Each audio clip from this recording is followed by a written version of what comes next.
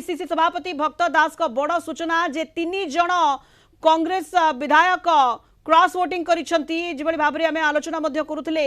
एवं कड़ा आभिमुख्य भक्त दास कारण दलर निर्देश विरोध में एमाने जाइछंती एवं एमानक सभ्य पद रद्द पाई एवं दलरू एमानक बहिष्कार करा रमेश जेना दाशरथी गमांग सोफिया फिरदोस जमती आम आलोचना करी आसुचे प्रीतिकांत एमाने क्रॉस वोटिंग करी पारंती जिबळे आम आलोचना करुथले एवं वर्तमान पीसीसी सभापति भक्त दास जे कि दलर एजेंट रहिथिले से स्पष्ट करूछंती जे ए 3 जन विधायक कांग्रेस रो क्रॉस वोटिंग करिछंती प्रीतिकांत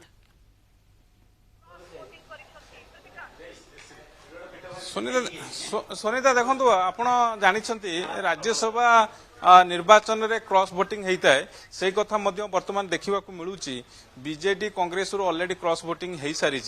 आउरी जेहेतु 40-47 भोट वर्तमान बाकी रही वर्तमान सुधा भोट कास्ट है ना तेणु एबे अपेक्षा करा जाउची ये जो संख्याटा यार भितर रहिबो ना आउरी बढ़िबो जदि जहाँ वर्तमान सूचना मिलूँ से दृष्टिकोण रू आपन कह रखा चाहिए ये नव मल्लिक जी वर्तमान बिजु जनता